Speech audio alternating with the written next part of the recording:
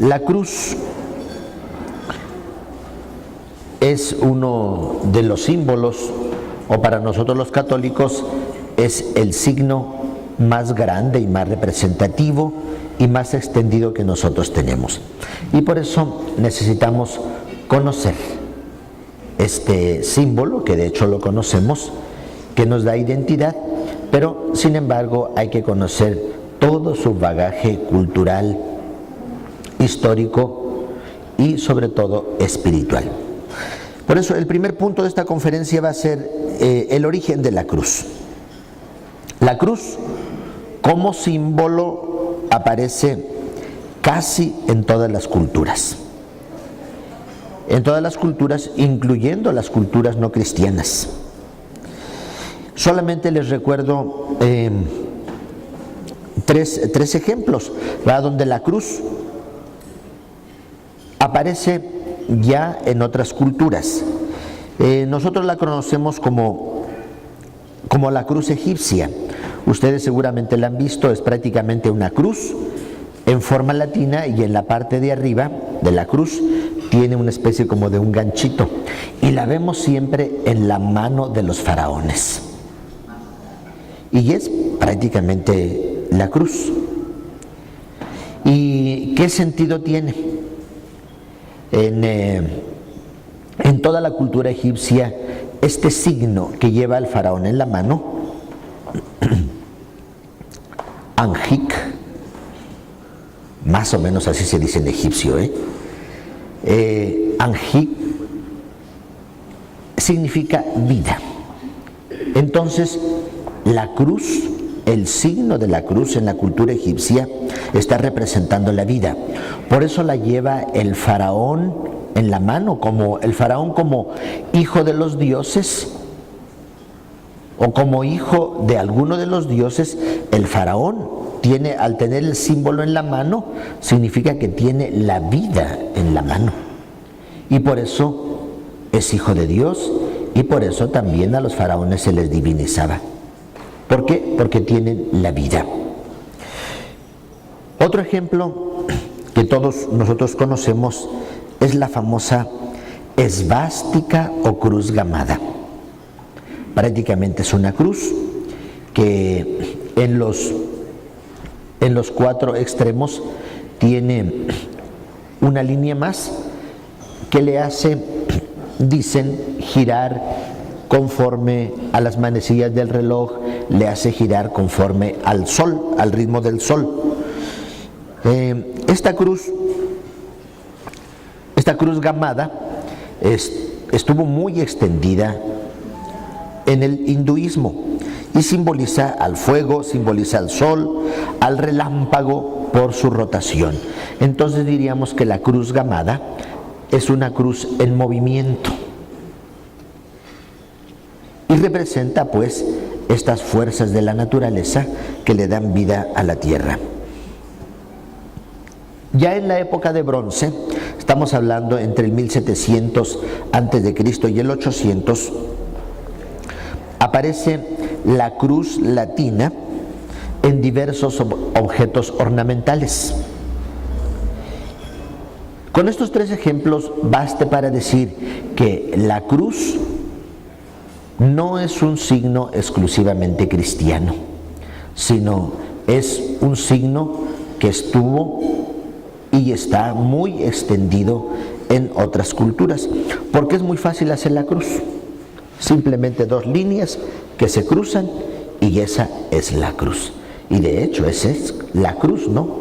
La cruz es cruzar una línea, la cruzas y esa es la cruz. Los cristianos hemos hecho también uso de este signo de la cruz. En el siglo I, los cristianos, de manera muy particular en la época de las persecuciones, los cristianos no utilizamos en un primer momento la cruz, sino que en el siglo I se utiliza el signo del pez. Todos lo conocemos muy bien, el pez. Y este signo del pez es un acróstico. Acróstico porque pez en griego se dice iktis, iktis. Y cada una de las letras es el comienzo de una palabra. Y entonces iktis, que significa pez, en griego quiere decir de forma acróstica iktis Jesús, Cristos, iktis de Dios, Hijo Salvador.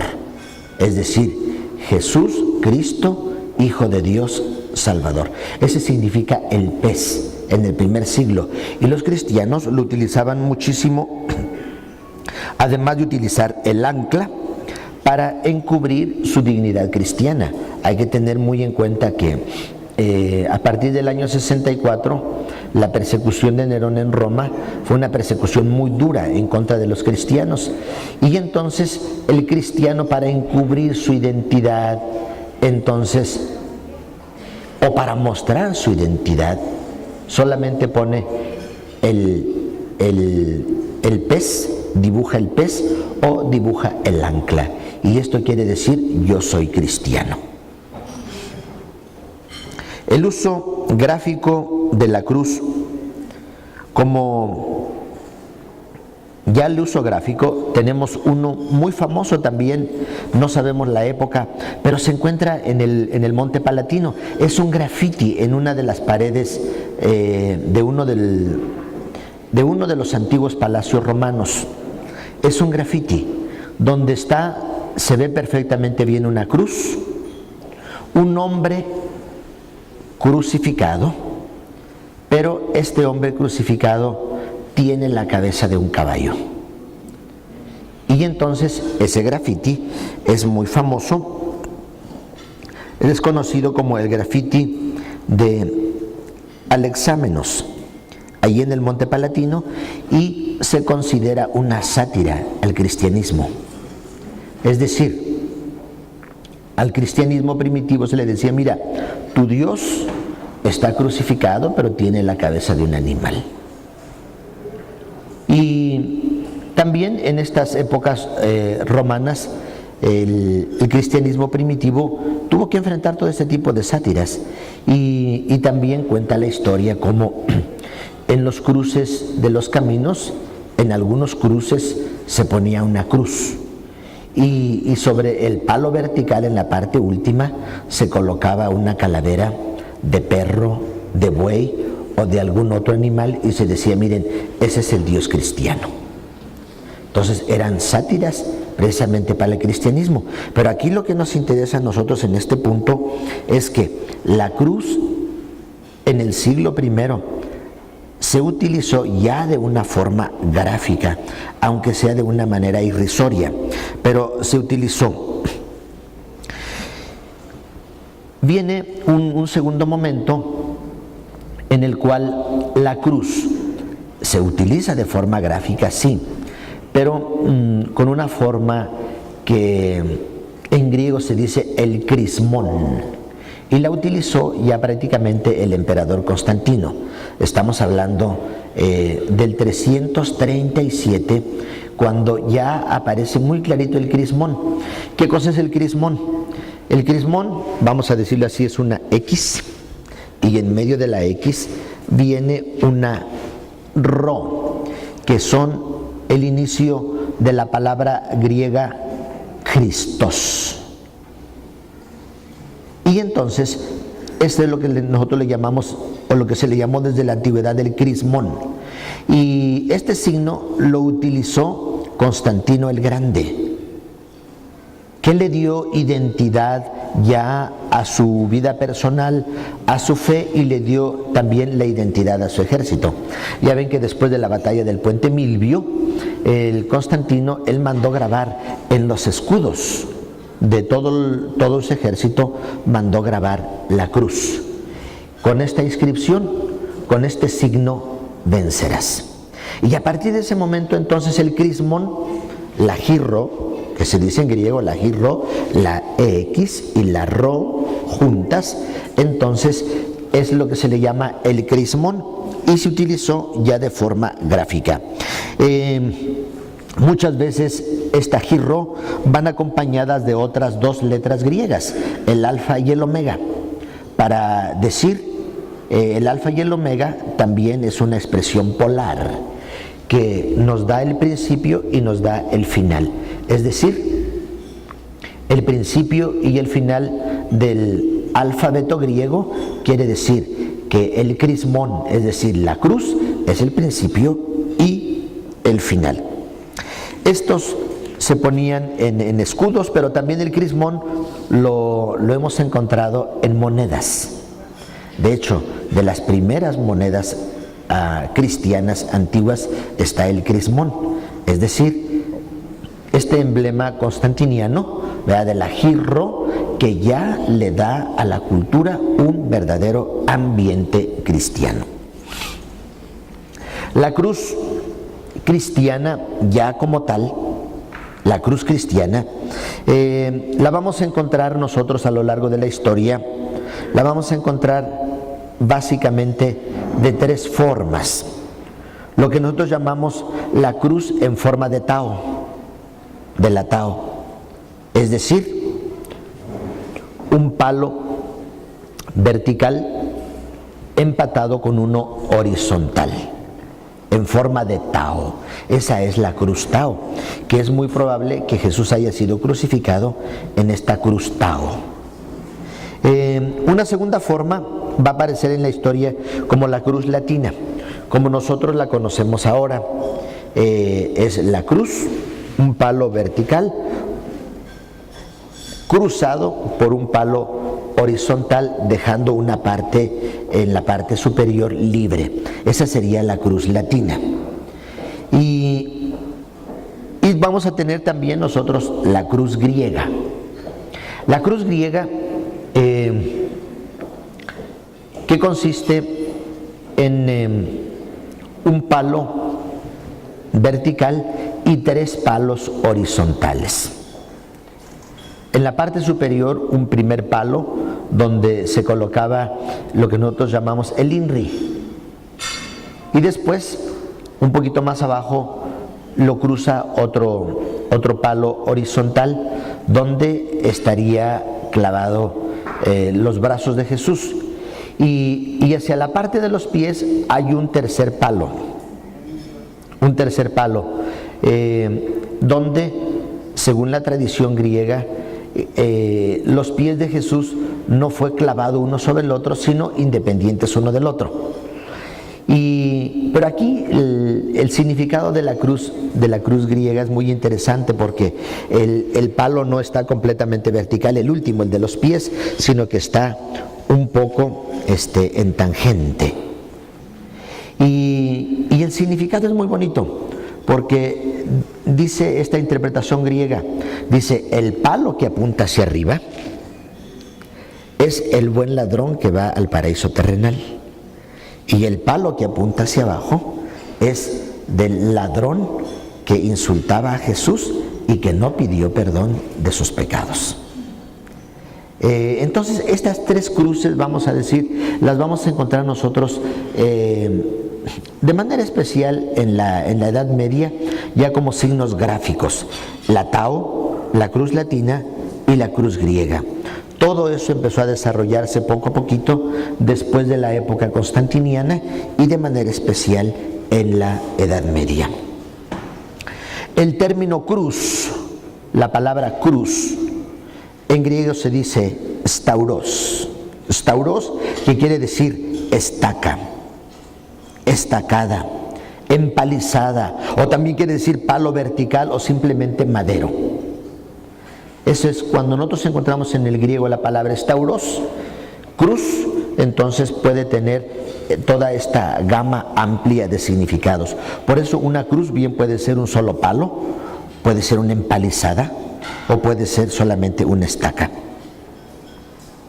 También vamos a encontrar la palabra jogilion, que quiere decir madero o leño. Son las dos palabras con las que en griego va a aparecer la palabra cruz. Ya en la lengua latina, cruz la vamos a encontrar así, cruce, la cruce, y que tiene como fondo el verbo crucificar, que quiere decir clavar en una cruz, o poner en una cruz a alguien. Eso va a significar ya en el latín. Es crucificar, ya es poner en la cruz, ya es clavar en la cruz. Entonces, como ven ustedes, la cruz prácticamente ha sido una palabra, un signo, ha sido un significado que ha recorrido prácticamente la historia de la humanidad. Desde los signos, la cruz precristiana, la cruz cristiana y la cruz ya en la vida de la Iglesia. En segundo lugar, la segunda idea que quiero compartirles es acerca de la crucifixión. La crucifixión, como nosotros la conocemos, pues es prácticamente la crucifixión en la época de Jesús y en la época de la Iglesia.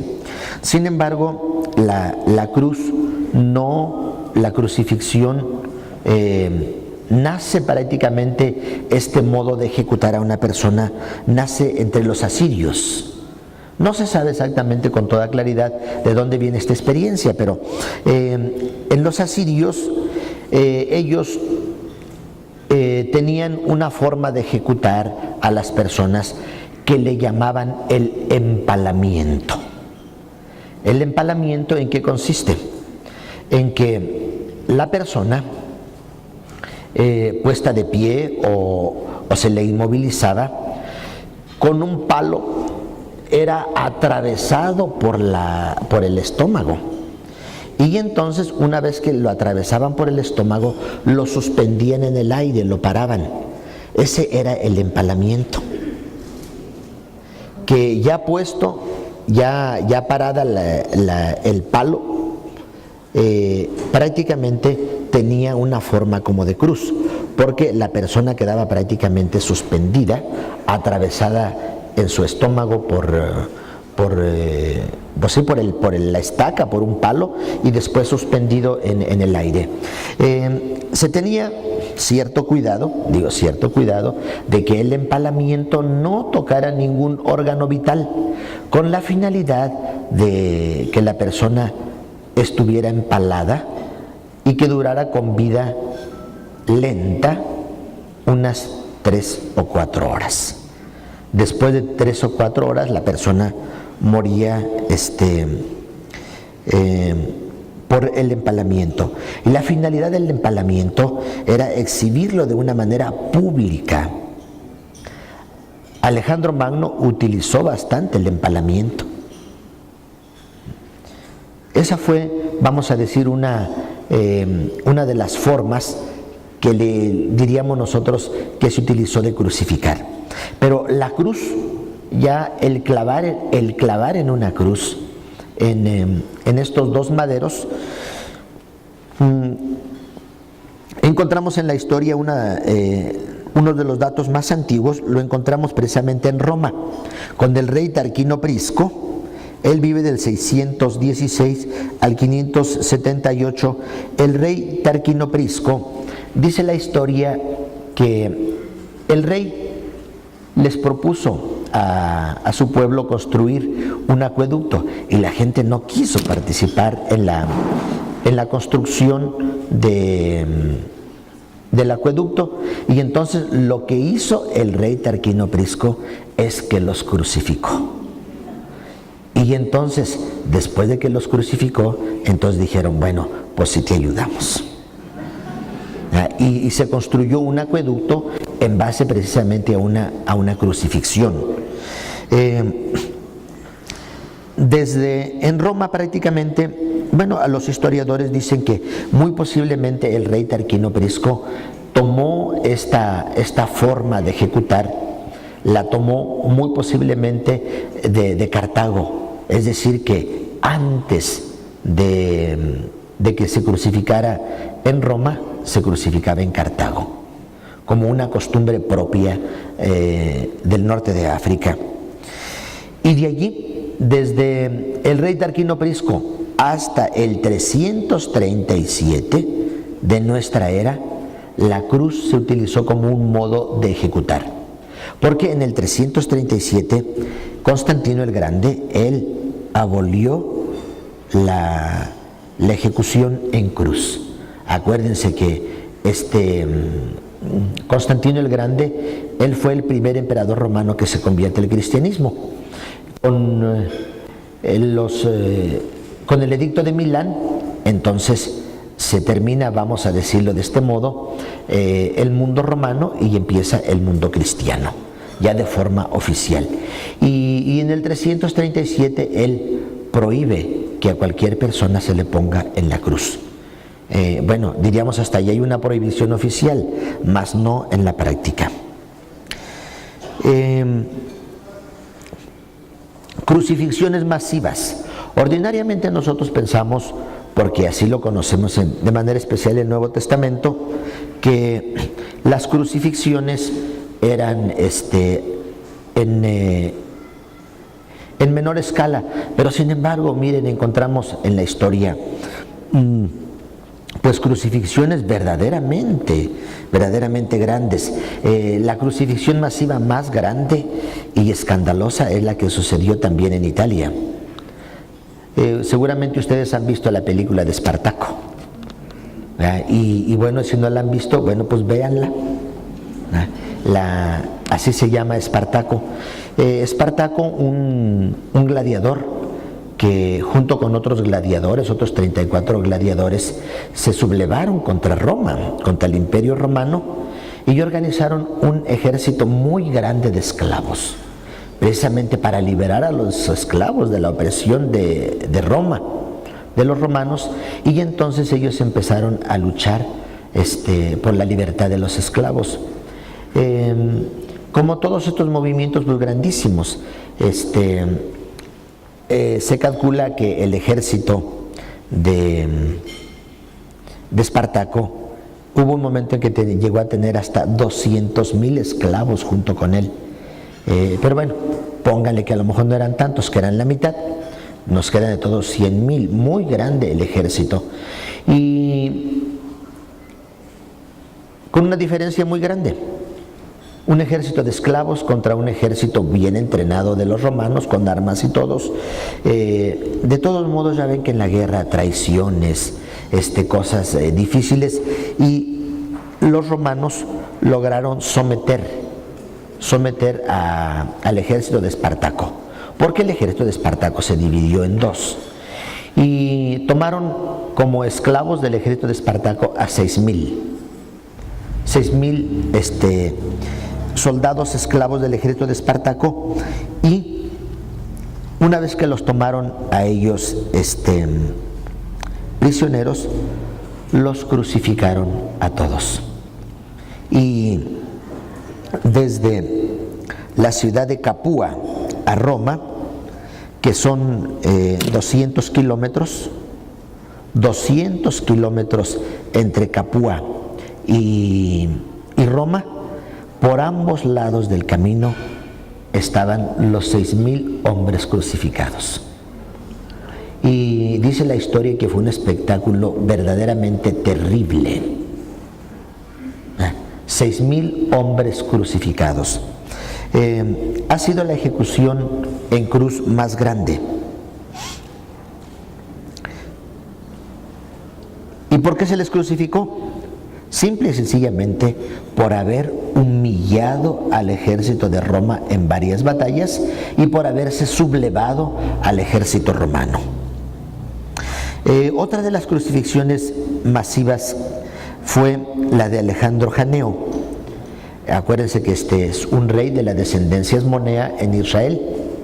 Este rey, él mandó crucificar a 3,000 fariseos. Y claro, en un solo día, pues, ¿no? Crucificó a 3,000 fariseos simplemente porque los fariseos, ya ven que los fariseos y los saduceos eran de corriente y de pensamiento distinto, y él los mandó crucificar a estos 3,000 fariseos.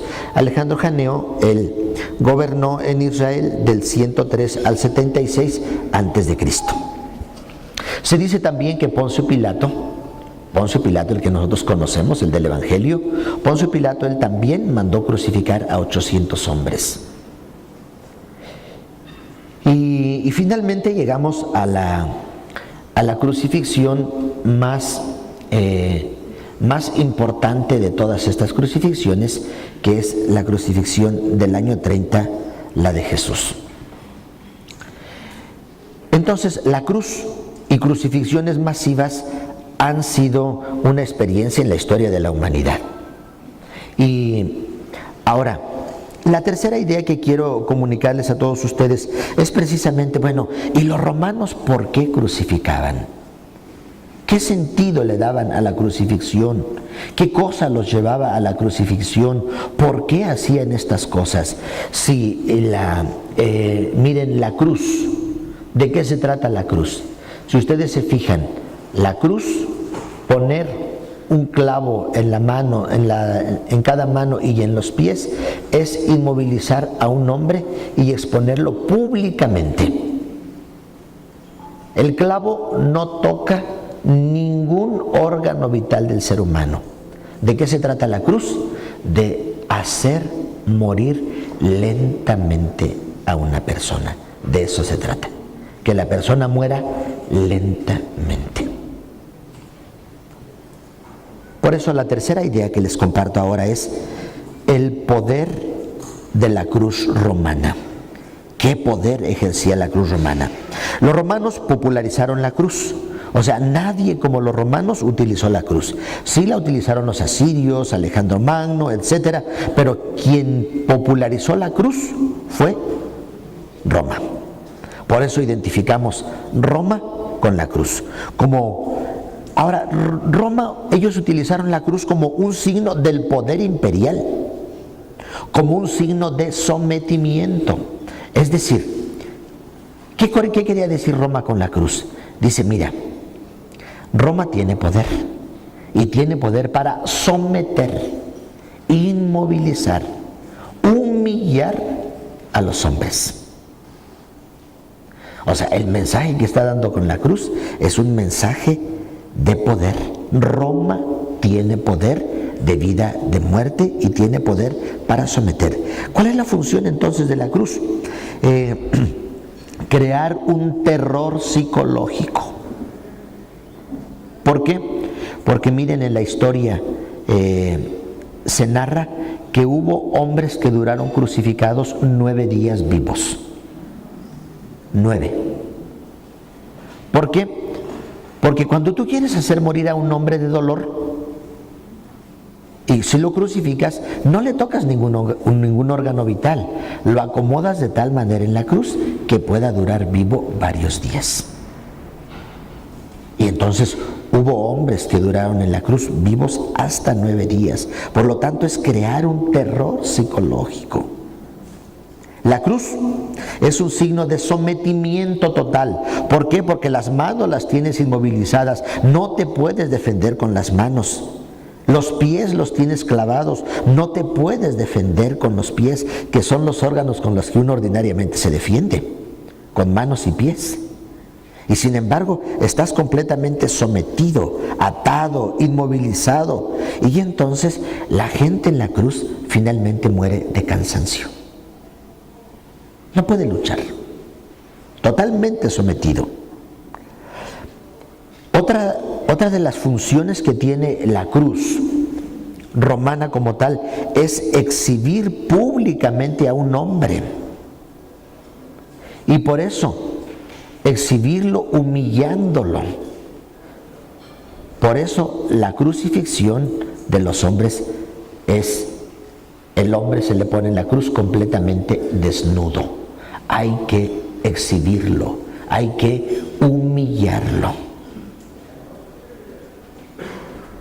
Y claro, también hay registro en la historia, no solamente que hombres fueron crucificados, también mujeres fueron crucificadas. No solamente los hombres, sino las mujeres. Y tiene el mismo mensaje. La crucifixión en Roma es una manera de tener el control en la sociedad, es tener una sociedad sometida. Roma utilizó la cruz para el sometimiento de la gente en todo el territorio imperial. Es decir, mira, si tú te portas mal, vas a terminar crucificado. Era un mensaje muy claro. Un mensaje muy, muy claro que daban los romanos con la cruz. Es una manera de humillación personal. Personal. Ya ven que, por ejemplo, aparece en el Evangelio que Jesús, antes de ser crucificado, dice, se le despojó de sus vestiduras. Es decir, la última defensa, la última protección que tiene un hombre es su ropa. Y entonces, al despojarse de su ropa, entonces la persona queda completamente desposeída y completamente despojada y completamente humillada. Crear terror en la sociedad. La cruz en la sociedad romana era una amenaza permanente. Una amenaza. Es decir, hoy nosotros lo llamamos una psicosis social. La cruz era una psicosis social en el imperio. El decir vienen los romanos, si nos atrevemos a luchar contra ellos, si tenemos fuerza de luchar contra ellos, hay esperanza. Pero si no, lo único que te espera es la cruz. La cruz, ¿a quién se aplica? La cruz la aplican los romanos cuando ven amenazada la paz social. Si alguien amenaza la paz social, tiene que terminar crucificado. Se crucifica a los esclavos desobedientes, como en este caso Espartaco, con su ejército. Se crucifica a los sospechosos de rebeldía. Hoy nosotros los llamamos las células rebeldes, las células sociales, esos grupos sociales rebeldes al Estado totalitario. Entonces a ellos se les aplicaba. A los alborotadores sociales, a ellos se les aplica la pena de muerte de la cruz. Cuando hay algún delito grave, un delito grave por los que nosotros conocemos ahora, se crucifica a un asesino. Un asesino en serie tiene que terminar crucificado. Un robo, una persona que haya robado, termina crucificado. O una violación, termina crucificado. Entonces diríamos que el poder, la cruz en Roma tiene poder, tiene mucho poder. ¿Y cuál es el poder que tiene la cruz en Roma?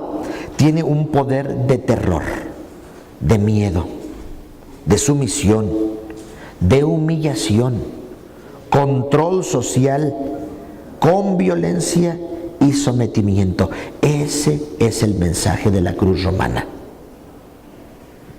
Así. Por lo tanto, en el mundo romano lo más temido es precisamente la cruz. Imagínense ustedes, cuando el ejército, la 10ª legión romana, llegó al Monte de los Olivos para sitiar la ciudad de Jerusalén. Llegaron al Monte de los Olivos. Desde el Monte de los Olivos se ve muy bien el Monte Sión, la ciudad de Jerusalén, la ciudad amurallada. Y desde el Monte de los Olivos se ve muy bien la ciudad de Jerusalén. De la ciudad de Jerusalén se ve muy bien el Monte de los Olivos. Y la gente que estaba en la ciudad de Jerusalén, dentro de las murallas, ellos llegaron, que vieron los romanos. Vieron que llegaron los romanos al Monte de los Olivos, y lo primero que hicieron los romanos en el Monte de los Olivos fue empezar a tirar los árboles. ¿Para qué? para hacer flechas y para hacer cruces. Entonces, imagínense ustedes la psicosis de la ciudad en Jerusalén. Es decir, ¿cómo vamos a terminar?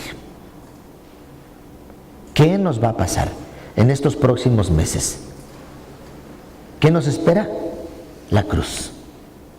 Entonces, la cruz crea realmente una verdadera psicosis social, terror, miedo. O sea, esta es la experiencia de la cruz romana. Este es el poder de la cruz. La cruz tiene poder. Y tiene un poder de muerte, de terror, de destrucción. Número 4. La cuarta idea, la cruz cristiana.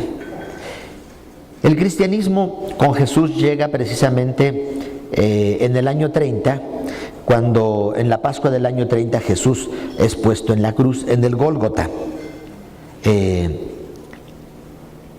Según la costumbre y las leyes judías, un hombre no puede ser crucificado dentro de las murallas por respeto a la sociedad y por todas las normas higiénicas. El hombre tiene que ser sacado de la ciudad y tiene que ser crucificado fuera.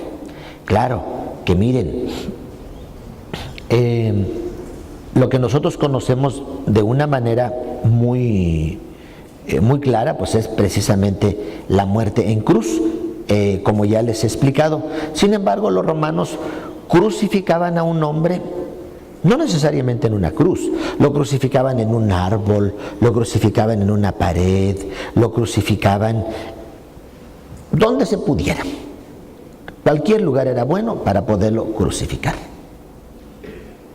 Jesús entonces es crucificado en la Pascua del año 30 y dice el Evangelio que a las 12 del día Jesús ya está crucificado, previo a la flagelación durísima que sufrió precisamente allí en el enlosado, en la Torre Antonia, y a las 12 Jesús está crucificado y a las 3 muere. Una muerte muy rápida. 3 horas en la cruz y ya muerto. Y sin embargo uno dice, bueno, ¿por qué murió tan pronto? Cuando hay hombres que mueren después de 9 días, 7, 5, 2, 3 días. ¿Por qué Jesús tan rápido murió? Y la razón de la muerte de Jesús es que Él recibió una golpiza muy dura en la flagelación. Y las flagelaciones que se hacían, miren, había ocasiones en las que la gente en la misma flagelación moría. Los golpes les abrían el estómago y les sacaban las vísceras. Entonces Jesús recibió una muy dura golpiza en la flagelación. Tanto así que él no pudo llevar la cruz. Tuvo que ayudarle Simón el Cirineo. Y llega a la cruz y entonces es crucificado. Y muere Jesús crucificado. Y sin embargo, Jesús supera el dolor, el terror y la muerte, la supera 3 días después en su resurrección. ¿Por qué? Porque cuando se aparece a los discípulos les dice, miren, aquí están los agujeros de los clavos, de las manos. Y dice, y ahora tengo vida. Es decir, que la cruz, por primera vez en la historia, ha sido superada con la vida, con la resurrección. La persecución cristiana, a partir del año 64 que se hizo en Roma, fueron muchos crucificados. No sabemos cuántos fueron crucificados en las 10 persecuciones que se realizaron en el Imperio Romano, pero fueron muchos crucificados. El ser cristiano, empezando desde Nerón, el ser cristiano es un signo de rebeldía a Roma. ¿Por qué? Porque el cristiano no adora a los dioses imperiales. Entonces el cristiano es un rebelde. Además, la mayoría de los cristianos en Roma son gente pobre o son esclavos. Y por lo tanto, si eres esclavo, pobre, campesino y rebelde que no adores a los dioses romanos, eres un candidato idóneo a la cruz. Ser cristiano, entonces, es ser signo de rebeldía. De hecho, a los cristianos, los primeros cristianos se les llamaba ateos. ¿Por qué? Dice ese grupo de cristianos que no adoran a los dioses son ateos y desobedientes. Por eso les queda muy bien la cruz. Entonces, en el primer siglo, los primeros siglos del cristianismo, el ser cristiano es acomodarle muy bien la cruz, acomodarle muy bien la crucifixión. El cristiano tuvo que enfrentar, por lo tanto, el terror de la cruz. Los cristianos tuvieron que enfrentar el sometimiento total, la exhibición pública, la humillación total en su propio cuerpo. Tuvieron que derramar la sangre crucificados. Es decir, la vida del cristiano como tal no era otra cosa más que enfrentar la cruz en su propio terror. Enfrentar, vamos a decir, todo el poder de Roma. Enfrentar toda la fuerza del Imperio Romano, el cristiano tuvo que enfrentarla. De hecho, ya ven que el martirologio romano y las actas antiguas en la iglesia dicen que los juicios eran muy fáciles en Roma. Desde luego juicios orales como los que nosotros tenemos ya ahora. Y era muy fácil el juicio para los cristianos. 2 preguntas. ¿Eres cristiano? Sí. ¿Renuncias a Jesucristo? No.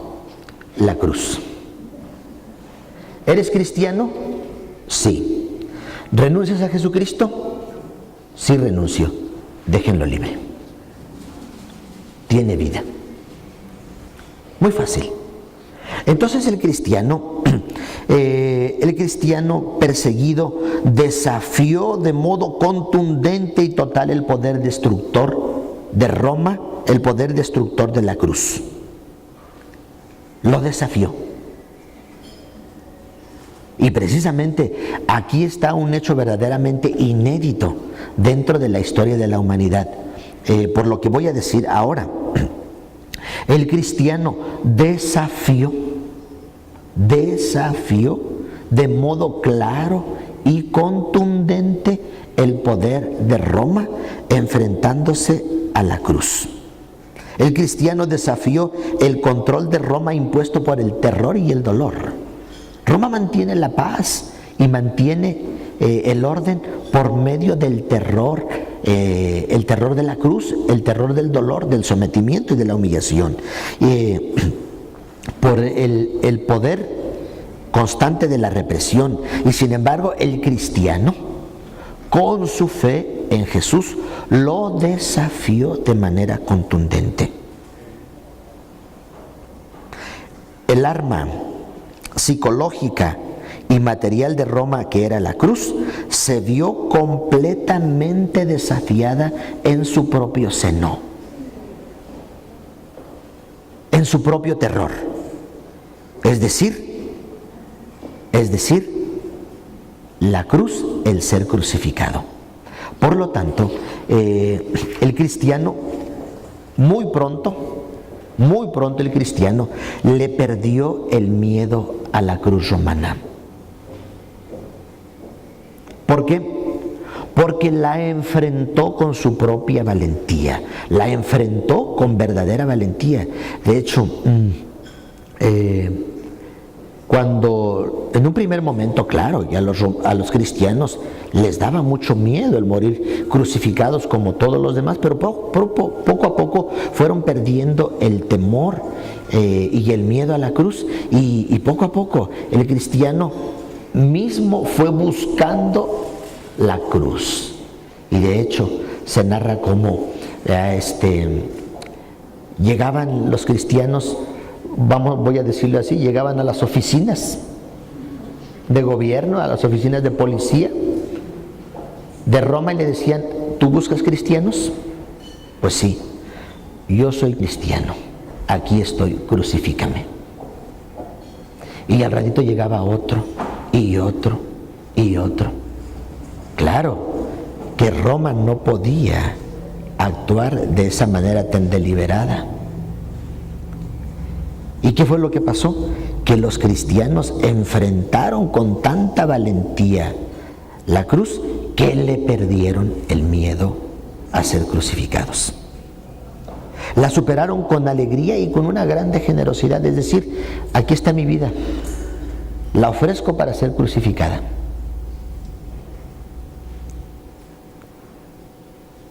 Los cristianos, de esta manera, ellos transformaron la cruz como signo de terror y de dolor y de humillación, la transformaron en su propia identidad. Es decir, a un cristiano le queda muy bien la cruz.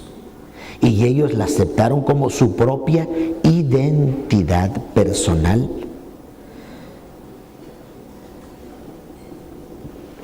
Por lo tanto, el poder de la cruz cristiana. A partir de este momento, vean cómo la cruz prácticamente fue cambiando de significado, fue cambiando de poder. Ahora la cruz cristiana es el signo de la identidad personal del cristiano y por lo tanto se busca ser crucificado, se busca la cruz. El cristiano busca la cruz. La cruz es un modo concreto de identificarse con Jesús crucificado. Es decir, si a ti te crucifican, te pareces al Maestro, te pareces a Jesús. Si tú en la cruz derramas la sangre, te pareces perfectamente al Maestro. Y entonces los cristianos mismos buscan la cruz para parecerse al Maestro, para identificarlo, para imitar a Cristo. Entonces la cruz se convierte en un signo de imitación de Cristo. La cruz, por lo tanto, se convirtió en un signo de victoria sobre la muerte. ¿Por qué? Porque el cristiano crucificado, aquellos despojos de un hombre, de una mujer que ha sido crucificada, estos despojos son después recogidos y venerados en la comunidad cristiana. Se reconoce su martirio, se reconoce su fortaleza, se reconoce la valentía que tuvieron y entonces la cruz se convirtió en el signo de la victoria sobre la muerte. ¿Por qué? Porque el cristiano vivirá eternamente con su Maestro en el cielo. La cruz se convierte en un signo de triunfo en la batalla de la arena. La humillación de la cruz, entonces, ahora se convierte en gloria. En gloria. De hecho, ya ven que la cruz,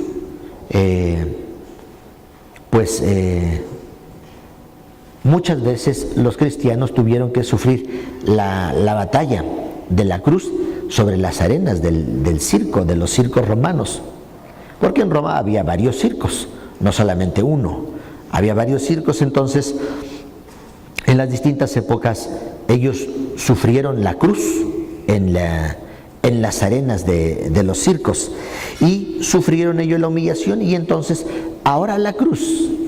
Un cristiano crucificado en la arena del circo, Roma cree que lo está humillando, pero el cristiano está triunfando con gloria, de una manera pública.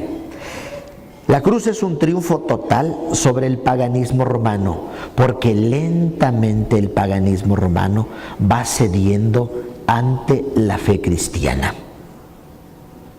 Y de tal manera que, fíjense, es algo realmente increíble, en 250 años el cristianismo ya logró cambiar todo el imperio romano. ¿Y cómo lo conquistaron? Con la propia sangre.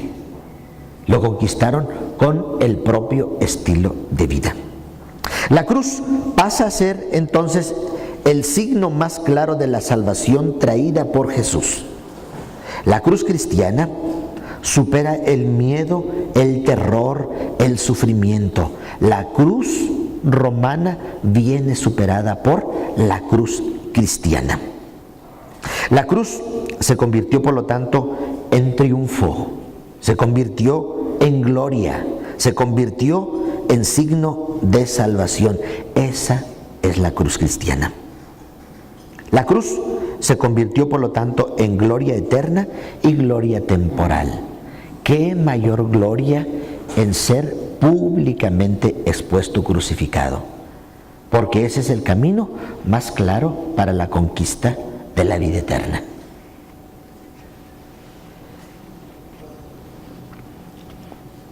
Quinta idea, de aquí de todo esto surge lo que quiero llamar ahora el misticismo de la cruz. De toda esta batalla histórica, de toda esta batalla emblemática, difícil, entonces de aquí surge ahora el misticismo de la cruz. ¿De dónde le viene el misticismo a la cruz? En primer lugar, porque Jesús la asumió como propia y como una realidad personal. Jesús en su vida pública 3 veces anunció que Él tenía que ser crucificado, que tenía que sufrir y que Él lo hacía de una manera libre y voluntaria. Entonces, acuérdense cómo Jesús todavía les dice, tomó la firme determinación de ir a Jerusalén. Y dice, Jesús va caminando adelante y los discípulos van detrás. Y Jesús dice, bueno, pues yo voy, ¿alguno de ustedes quiere venirme? Pues ándele, agarre su cruz y sígame. O sea, muy claro, Jesús asume la cruz como su propia identidad.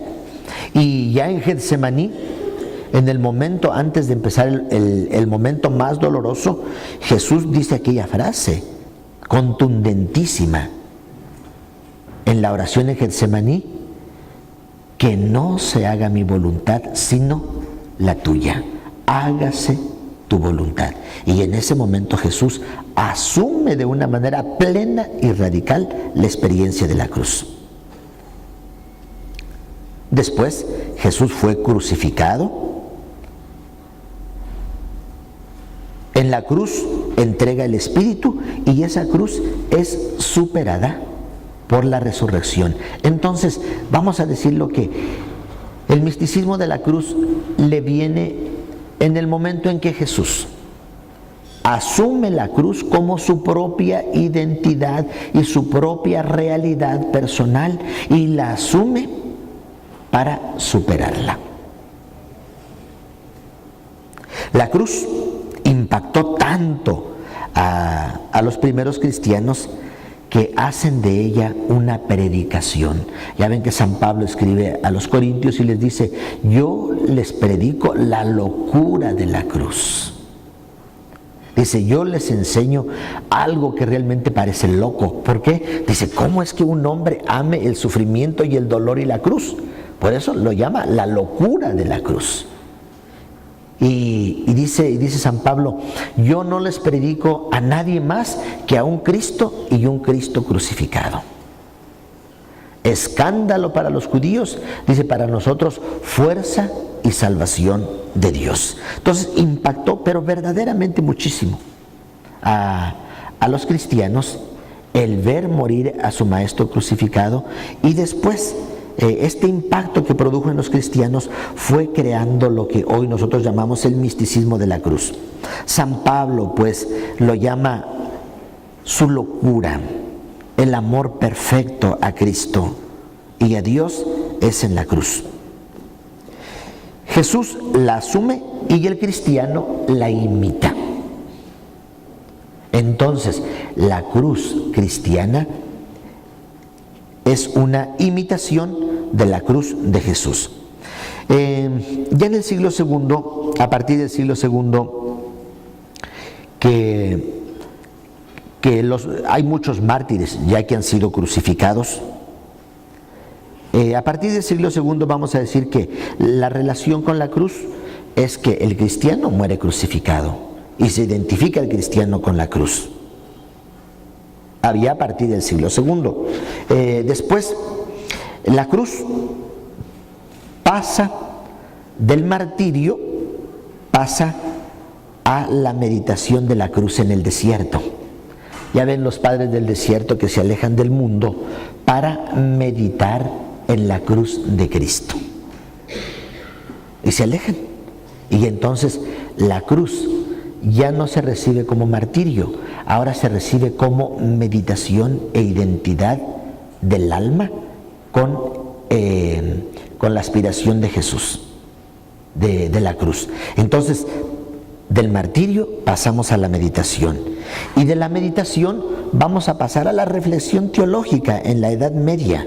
En la Edad Media hay una amplísima meditación sobre la cruz, el hecho de ser crucificado y cómo vivir la cruz del Señor Jesús.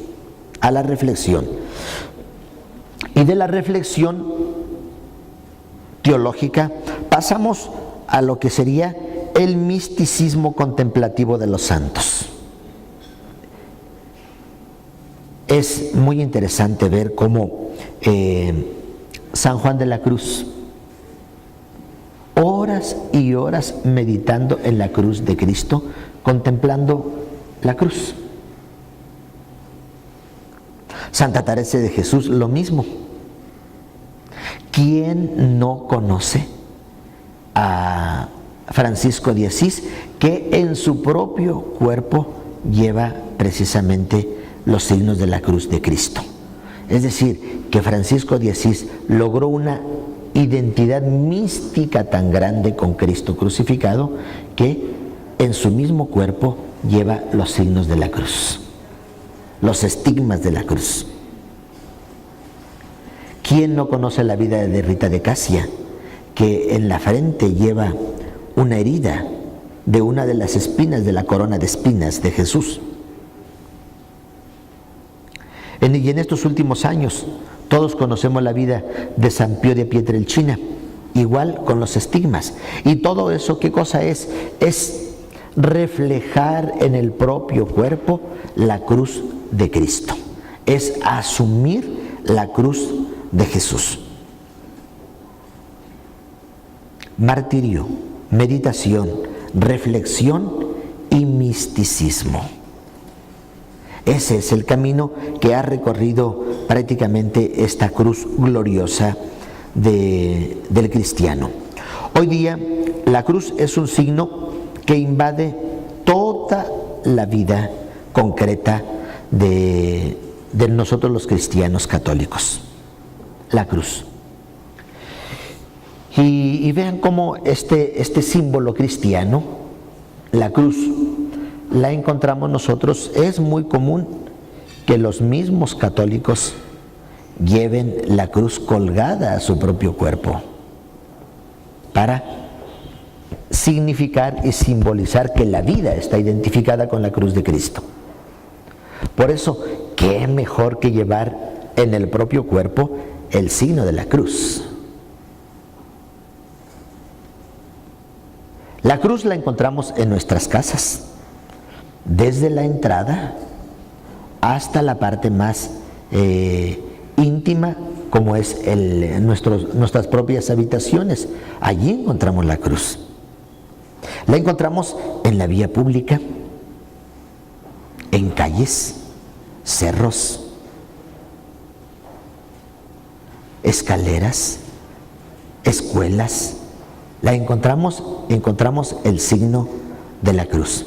Solamente, yo les invito, hagan ustedes una experiencia de recorrer la ciudad de Querétaro, el cuadro antiguo de Querétaro, y vean ustedes cuántas cruces hay. ¿Qué cosa quiere decir? Yo soy cristiano. La cruz en la fachada de la casa quiere decir, yo soy cristiano, yo me identifico con este signo. La cruz quiere decir muchísimo. Quiere decir martirio, reflexión, identidad, misticismo, etc. Concluyo. La cruz, si ustedes se fijaron, vimos como 3 momentos distintos de la cruz. La cruz antes del cristianismo, con un significado de vida. La cruz es vida. La cruz en la época romana, que es terror y muerte. Y en un tercer momento, la cruz cristiana, que es gloria, triunfo, vida espiritual, salvación, etc. Por eso concluyo. La cruz es un signo universal que representa el cristianismo. En cualquier parte del mundo donde se vea una cruz, inmediatamente se dice, este es cristiano. Y la cruz nos identifica a nivel mundial. La cruz es el signo más elocuente del amor de Dios al mundo. Tanto amó Dios al mundo que le entregó a su Hijo. La cruz es el signo más claro de la entrega de Jesús a sus amigos. Nadie tiene amor más grande a sus amigos que el que da la vida por ellos, y Jesús la dio en la cruz. La cruz es la fuerza de la iglesia. ¿A poco no vemos a los misioneros predicando con su cruz en la mano y con la otra mano el evangelio? Es la fuerza de la iglesia, la cruz. Amor de Dios, entrega de Jesús y la fuerza de la iglesia por medio del Espíritu. La cruz es el signo por excelencia de la salvación personal y del mundo. Cuando queremos hablar de la salvación personal, necesariamente hablamos de que pasa por la cruz. Cuando hablamos de la salvación del mundo, inmediatamente le englobamos en la cruz. La cruz es la manera real y concreta de imitar a Jesús. Real y concreta de imitar a Jesús. La cruz es un estilo de vida personal, un estilo de vida. Para nosotros los cristianos, vamos a decir, la mística cristiana de la cruz, ¿en qué se concretiza? En que la cruz para nosotros es un estilo de vida. Un estilo de vida personal que transforma el terror y el miedo en valor. Ahí está el misticismo. El terror y el miedo los transforma en valor. La humillación la transforma en gloria. La humillación en gloria. Porque la cruz humillaba, pero para el cristiano esa humillación se convirtió en el momento máximo de la gloria. ¿Por qué? Porque se da un testimonio valiente y claro. La cruz transforma el sometimiento en libertad. ¿Por qué? Porque el cristiano, porque la cruz del cristiano, la cruz que es sometimiento, ahora se convierte en un signo más claro de libertad, porque el cristiano está libre para su salvación. El cristiano en la cruz no está atado a nada, está libre con sus brazos abiertos. La cruz transforma la derrota en un verdadero triunfo. Derrota en triunfo. La cruz transforma el sufrimiento en salvación. En salvación. Esta es la cruz de Jesús, esta es la cruz del cristiano y esta es la vida cristiana como un estilo de vida personal. ¿Cómo lograr esto? ¿Cómo lograr este cambio? ¿Cómo lograr cambiar el sentido de la cruz? Romano en un sentido cristiano. ¿Cómo lograr? 3 pasos hay que dar para lograr esta transformación. Bueno, desde luego, haciendo lo que hizo Jesús, haciendo lo que hicieron los primeros cristianos. ¿Qué hicieron? Enfrentándola en su propio terror y miedo. No hay una forma más grande de derrotar el miedo y el terror más que enfrentándolo en su propio terror y en su propio miedo, en su propio sometimiento. Enfrentar. Eso fue lo que hizo Jesús. No temió a la cruz. Los cristianos no temieron a la cruz, es decir, enfrentaron su propio significado de dolor, de terror y de miedo. Enfrentarlo. Segundo, asumiéndolo en su cruda realidad. Asumirlo. Asumir lo que la cruz significa. Asumirlo en su cruda realidad. Puede significar la cruz sometimiento, humillación, miedo, muerte. Entonces hay que asumirla en su cruda realidad. Y tercer momento, superándola con la fuerza del Espíritu Santo. No hay otro camino para transformar la cruz y que esta cruz realmente sea poderosa. Cruz de Cristo, cruz de la iglesia, cruz del cristiano, cruz pública, cruz personal, cruz interior. Son realidades que están presentes ante nuestros ojos. Por lo tanto, la cruz tiene poder. La cruz tiene poder de salvar, tiene poder de liberar, tiene poder de curar. La cruz tiene poder de sanar. La cruz tiene poder para dar valor. La cruz tiene poder para dar alegría. La cruz tiene poder para dar gloria. La cruz tiene poder. Por lo tanto, nosotros diríamos, y concluyo diciendo que la cruz de Cristo tiene poder. Es una cruz poderosa. Pues muchas gracias a todos.